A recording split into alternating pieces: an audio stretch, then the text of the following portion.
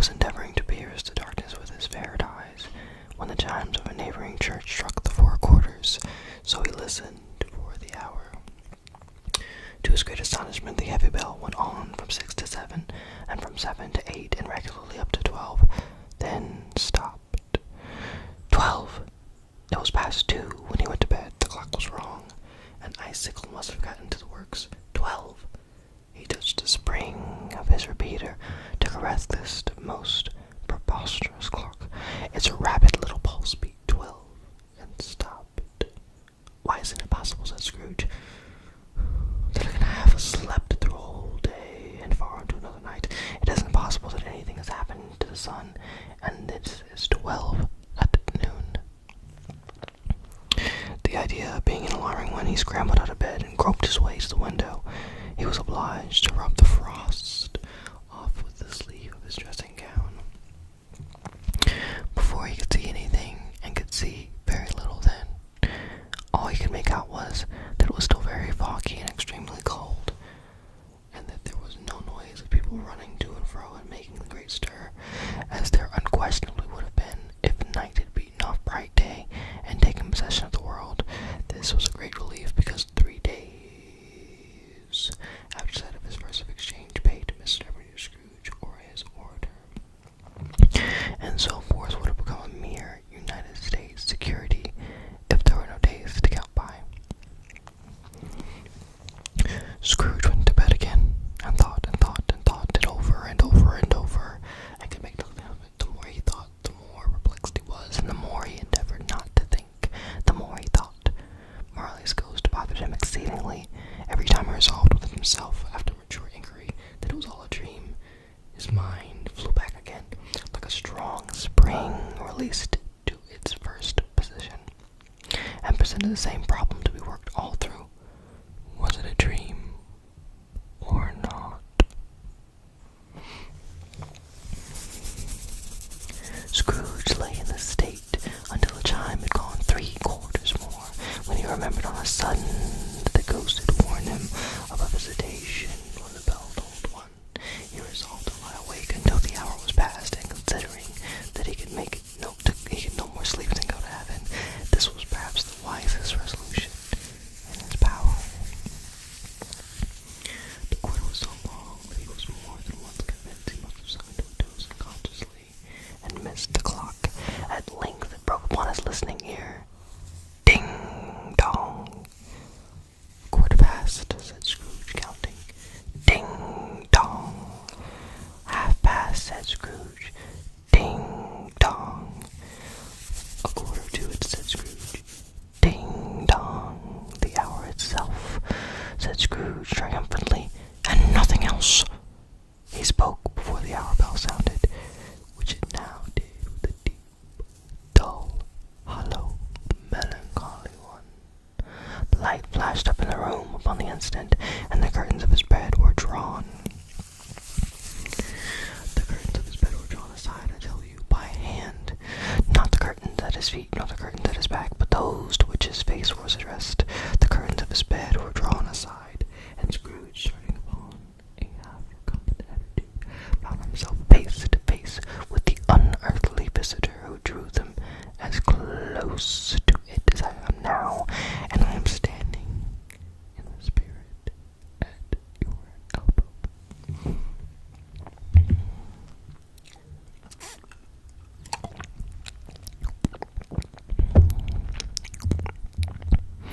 It was a strange figure,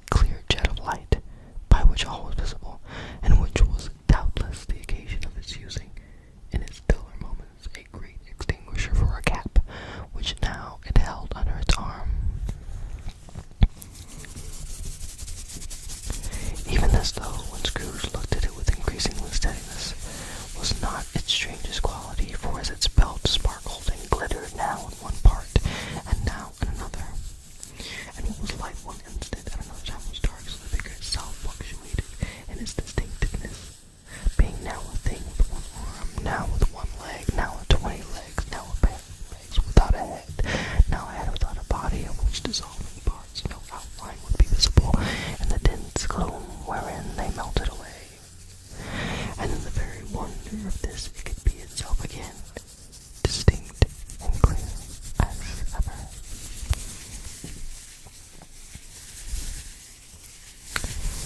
"Are you the spirit, sir, whose coming was foretold to me?" asked Scrooge. "I am." The voice was soft and gentle, singularly low, as if instead of being so close behind him, it were at a distance. "Who and what are you?" Scrooge demanded. "I am the ghost of Christmas past." "Long past?" inquired Scrooge, observant of its dwarfish stature. "No, your past." Perhaps Scrooge could not have told anybody why, if anybody could have asked him, but he had a special desire to see the spirit in his cap, and begged him to be covered. "What?" exclaimed the ghost. "Would you so soon put out with worldly hands the light I give? Is it not enough that you are one of those whose passions made this cap, and force me through whole trains of years to wear it low upon my brow?" Scrooge reverently disclaimed all intention to offend, or any knowledge of having willfully bonneted the spirit at any period of his life. He then made bold to inquire what business brought him there. "Your welfare," said the ghost. Scrooge expressed himself much obliged. He could not help thinking that a night of unbroken rest would have been more conducive to that end.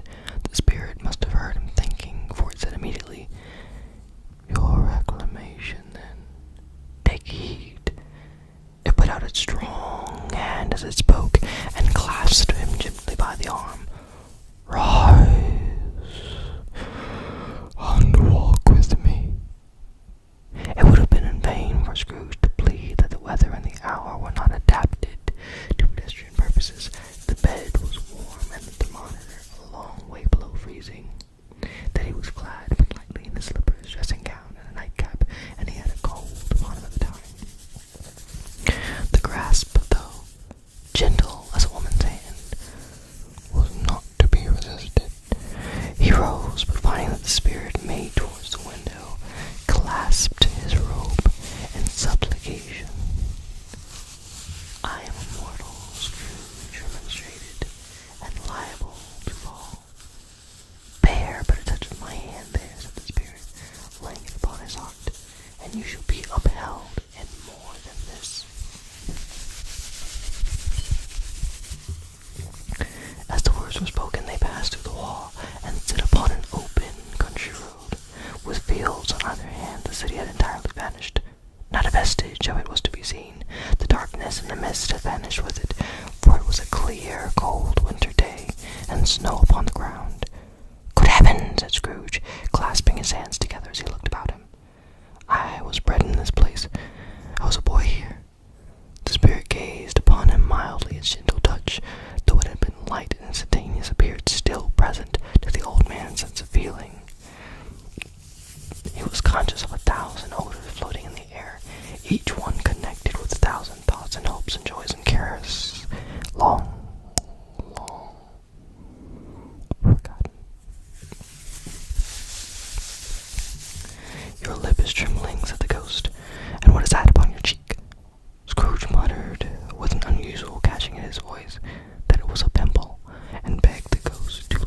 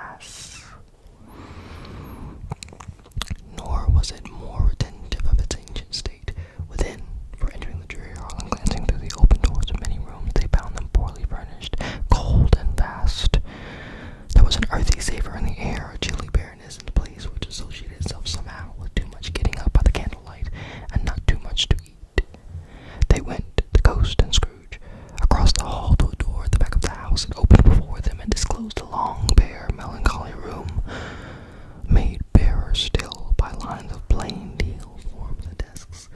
At one of these, a lonely boy was reading near a feeble fire, and Scrooge sat down upon a form and went and wept to see his poor forgotten self as he used to be.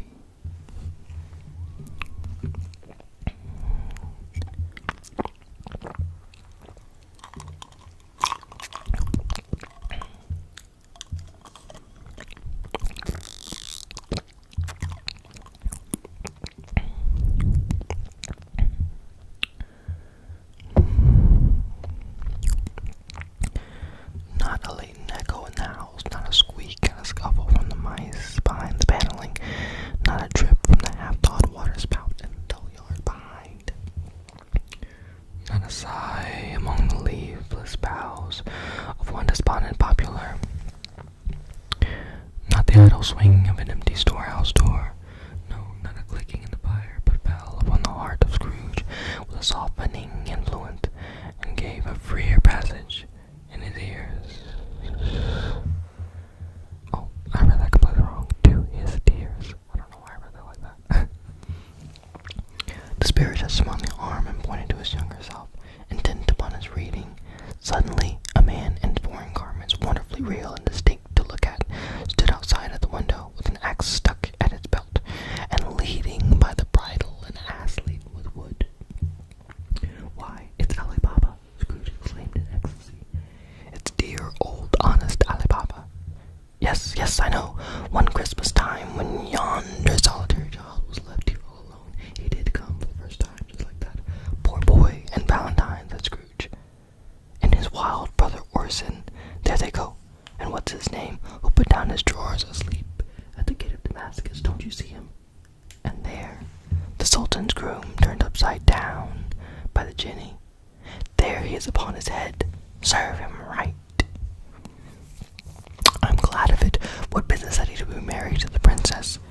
To hear Scrooge expending all the earnestness of his nature on such subjects in a most extraordinary voice between laughing and crying, and to see his heightened and excited face would have been a surprise to his business friends in the city indeed.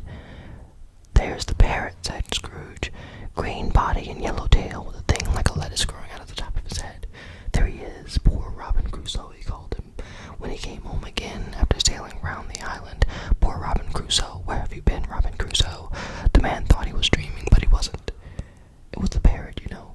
There goes Friday, running for his life to the little creek. Halloa, hope, halloo. Then, with a rapidity of transition, very foreign to his usual character, he said, in a pity for his former self, poor boy, and cried again. I wish, Scrooge muttered, putting his hand in his pocket and looking about him after trying his eyeless cuff. But it's too late now. What is the matter? Asked the spirit. Nothing, said Scrooge. Nothing. There was a boy singing a Christmas carol at my door last night. I should like to have given him something, that's all. The ghost smiled thoughtfully and waved his hand, saying as it did so, let us see another Christmas.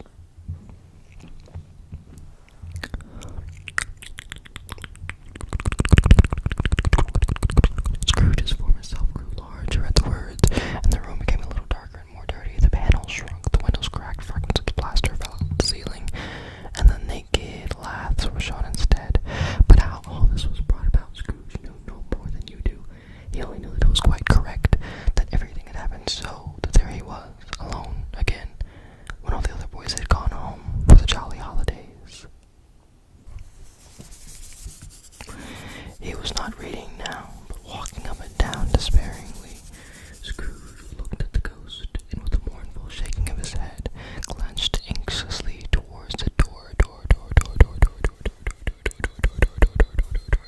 It opened, and a little girl, much younger than the boy, came darting in, and putting her arms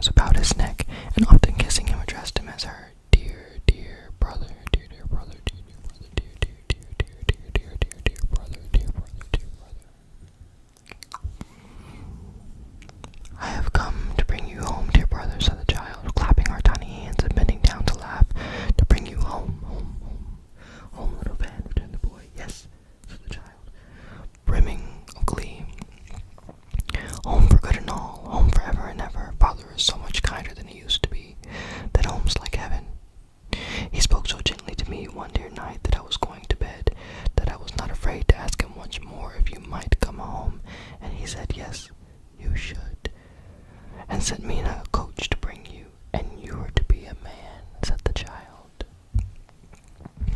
opening her eyes, "and are never to come back here, but first we're to be together all the Christmas long, and have the merriest time in all the world."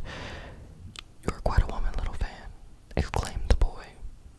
She clapped her hands and laughed, and tried to touch his head, but being too little, laughed again, and stood on tiptoe to embrace him. Then she began to drag him, in her childish eagerness, towards the door, and he, nothing loth to go, accompanied her. A terrible voice in the hall cried, "Bring down Master Scrooge's box there." And in the hall appeared the schoolmaster himself, who glared on Master Scrooge with ferocious condescension, and threw him into a dreadful state of mind by shaking hands with him. He then conveyed him and his sister into the veriest old well of a shivering best parlor that ever was seen, with the maps upon the wall, and the celestial and terrestrial globes, and the windows were waxy with gold. Here he reduced a decanter of curiously white wine, and a block of curiously heavy cake, and administered installments of those dainties to the young people, at the same time sending out a measurement to offer a glass of something to the postboy, who answered that he thanked the gentleman, but if it was the same tap that he has tasted before, he had rather not. Master Scrooge's trunk being by this time tied on the top of the chaise, the children bade the schoolmaster goodbye right willingly, and getting into it, drove gaily down the garden sweep, the quick wheels dashing the hoarfrost and snow form from off the dark leaves of the evergreens like spray. "Always a delicate creature, whom a breath might have withered," said the ghost, "but she had a large heart." "So she had," cried Scrooge. "You're right. I will not gainsay its spirit. God forbid." "She died a woman," said the ghost, "and had, as I think, children." "One child," Scrooge returned. "True," said the ghost. "Your nephew." Scrooge seemed uneasy in his mind, and answered briefly, "Yes." Although they had but that moment left in the school behind them, they were now in the busy thoroughfares of a city, where shadowy passengers passed and repassed, where shadowy carts and coaches battled for the way, and all the strife and tumult of a real city were, it was made plain enough by the dressing of the shops, that here too was Christmas time again, but it was evening, and the streets were lighted up. The ghost stopped at a certain warehouse door, and asked Scrooge if he knew it. "Know it," said Scrooge. "Was I apprenticed here?" They went in, at sight of an old gentleman in a Welsh wig sitting behind a high desk, as if he had been 2 inches taller. He must have knocked his head against the ceiling. Scrooge cried in great excitement, "Why, it's old Fezziwig! Bless his heart, it's Fezziwig alive again!" Old Fezziwig laid down his pen, and looked up at the clock, which pointed to the hour of 7. He rubbed his hands, adjusted his capacious waistcoat, laughed all over himself from his shoes to his organ of benevolence, and called out in a comfortable, oily, rich, fat, jovial voice, "Yo-ho there, Ebenezer! Dick!" Scrooge's former self, now a grown young man, came briskly in, accompanied by his fellow apprentice. "Dick Wilkins, to be sure," said Scrooge to the ghost. "Bless me, yes, there he is. He was very much attached to me, was Dick. Poor Dick, dear. Yo-ho, my boy," says Fezziwig. "No more work tonight. Christmas Eve, Dick. Christmas, Ebenezer. Let's have these shutters up," cried old Fezziwig with a sharp clap of his hands. "Before a man can say Jack Robinson,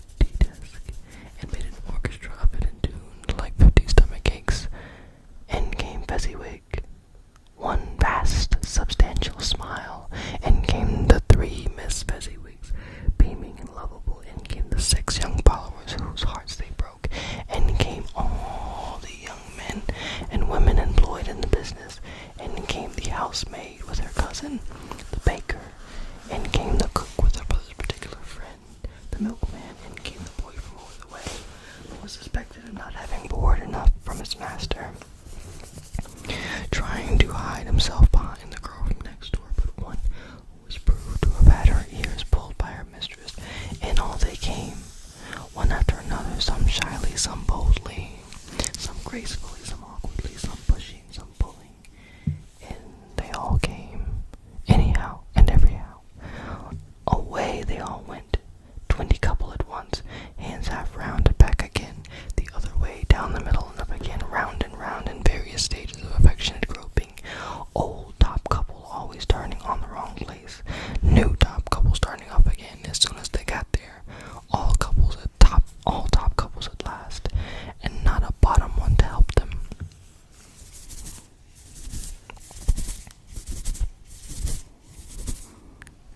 When this result was brought about, old Fezziwig, clapping his hands at the dance, cried out, "Well done!" And the fiddler plunged his thought face into a pot of porter, especially provided for that purpose.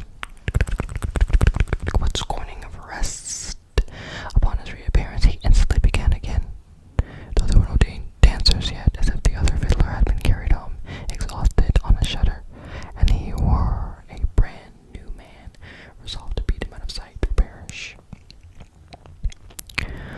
There were more dances, there were more forfeits, and more dances, and there was cake, and there was negus, and there was a great piece of cold roast, and there was a great piece of cold boiled, and there was immense pies, and plenty of beer.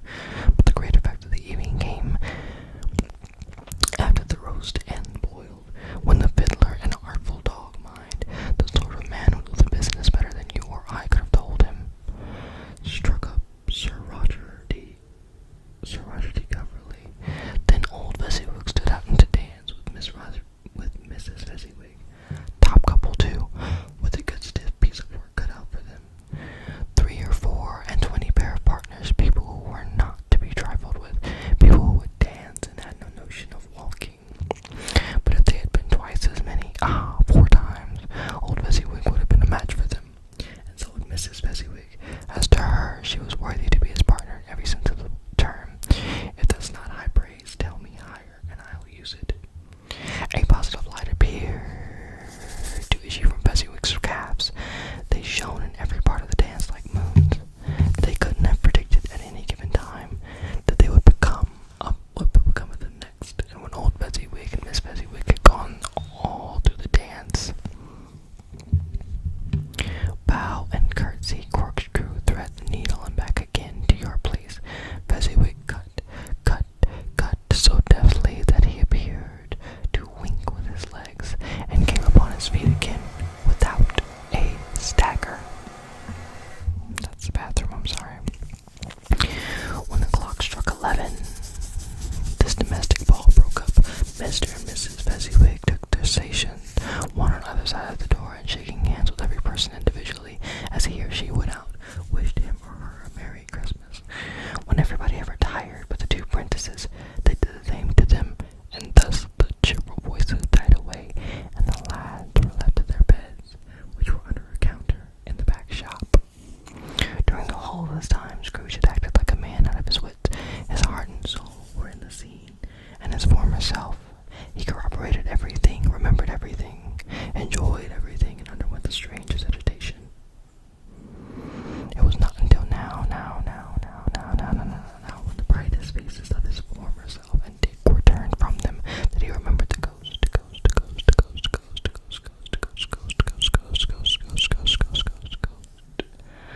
and became conscious that it was looking full upon him, while the light upon his head burnt very clear. A small matter, said the ghost, to make these silly folks so full of gratitude. Small, echoed Scrooge. The spirit signed to him to listen to the apprentices, who were pouring out their hearts in praise of Fezziwig, and when he had done so, said, "Why is it not? He has spent but a few pounds of your mortal money, 3 or 4 perhaps. Is that so much that he deserves this praise?" "It isn't that," said Scrooge, heated by the remark.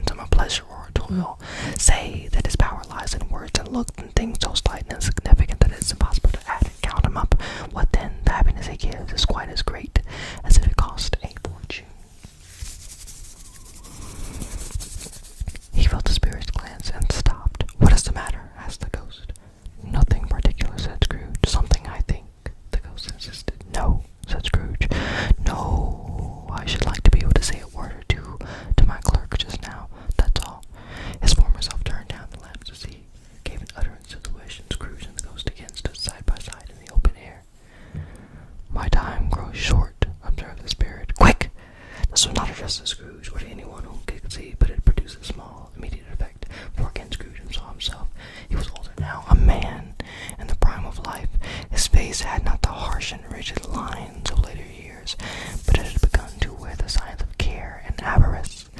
There was an eager, greedy, restless motion in the eye, which showed the passion that had taken root, and where the shadow of the growing tree would fall. He was not alone, but that by the side of a fair young girl in a morning dress, in whose eyes there were tears which sparkled in the light that shone out of the ghost of the Christmas past. "It matters little," she said softly, "to you very little. Another idol has displaced me, and if it can cheer and comfort you in the time to come, as I would have tried to do, it have no just cause to grieve. I have no just cause to grieve." "What idol has displaced you?" he rejoined. "A golden one." "This is the even-handed dealing of the world," he said. "There is nothing on which it is so hard as poverty, and there is nothing it professes to condemn with such severity as the pursuit of wealth." "You fear the world too much," she answered gently. "All your other hopes have merged into the hope of being beyond the chance of its sordid reproach. I have seen your nobler aspirations fall off one by one by one, until the master passion, gain, engrosses you, have I not?" "What then?" he retorted. "Even if I have grown so much wiser, what then? I am not changing towards you." She shook her head. "Am I? Our contract is an old one. It was made when we were both poor and content to be so, until in good season we can improve our worldly fortune by our patient industry. You are changed. When it was made, you were another man."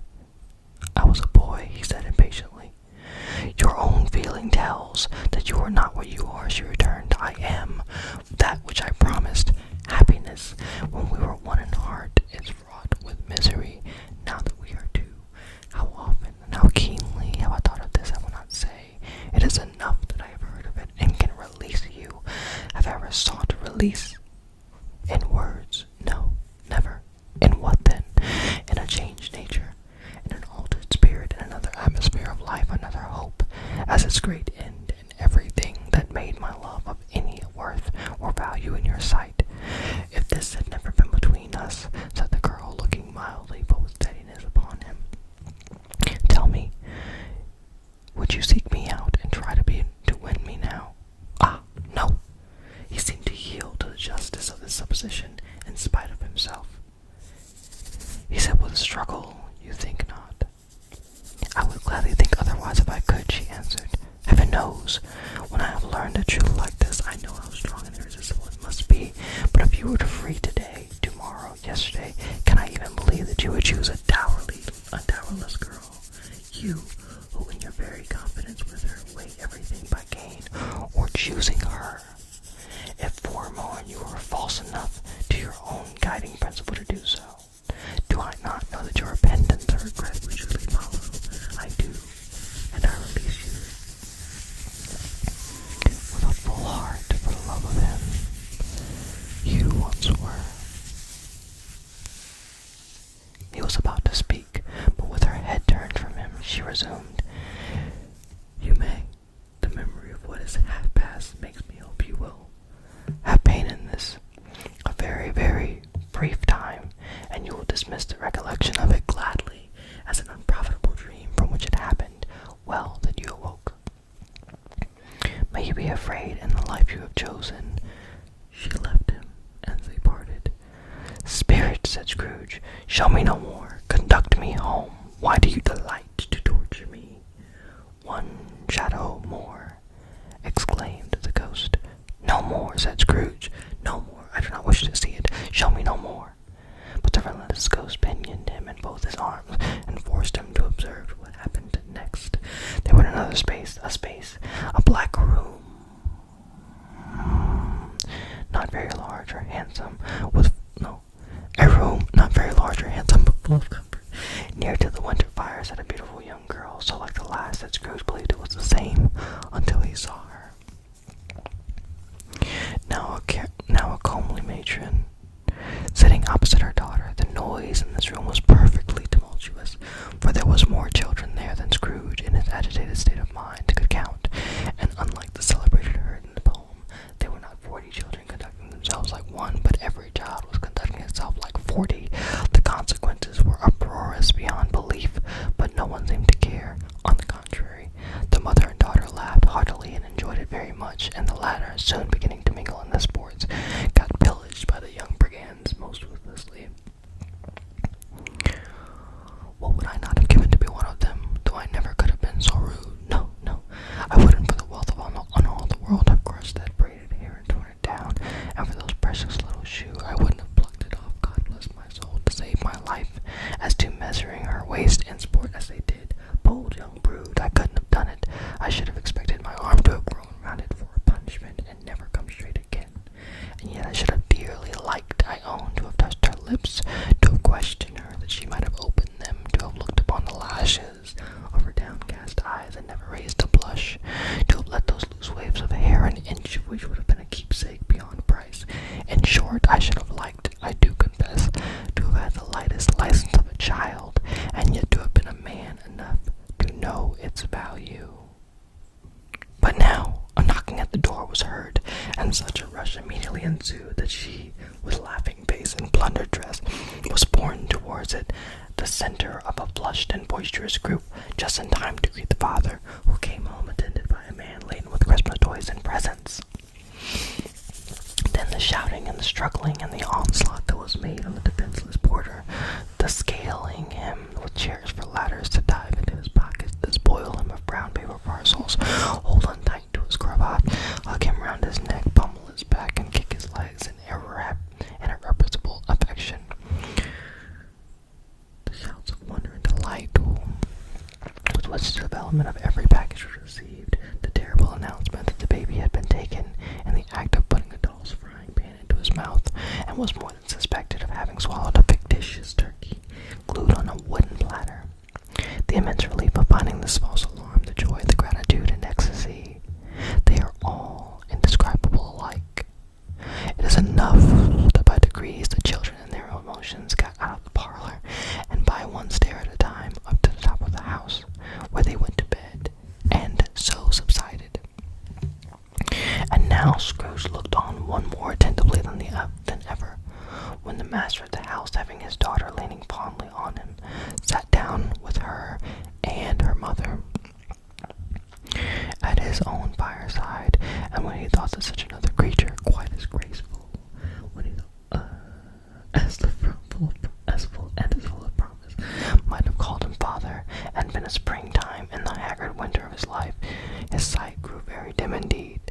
Belle, said the husband, turning to his wife with a smile, I saw an old friend of yours this afternoon. Who was it? Guess. How can I?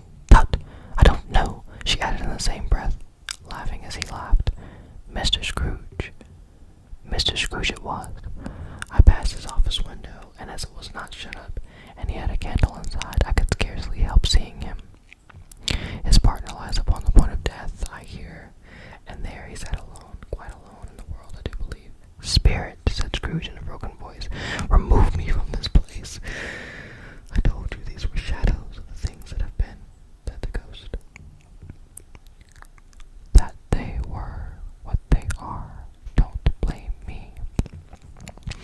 Remove me, Scrooge exclaimed. I cannot bear it. He turned upon the ghost, and seeing that it looked upon him with a face in which, in some strange way, there were fragments of all the faces it had shown him, wrestled with it. Leave me. Take me back. Haunt me no longer. In the struggle, if it can be called that, in which the ghost with no visible resistance on its own part and undisturbed by any effort of its adversary, Scrooge observed that its light was burning high and bright, and dimly connected that with his influence over him. He seized the extinguisher cap, and by a sudden action pressed it down upon its head. The spirit dropped beneath it, so that the extinguisher covered its whole form, but though Scrooge pressed it down with all his force, he could not hide the light which streamed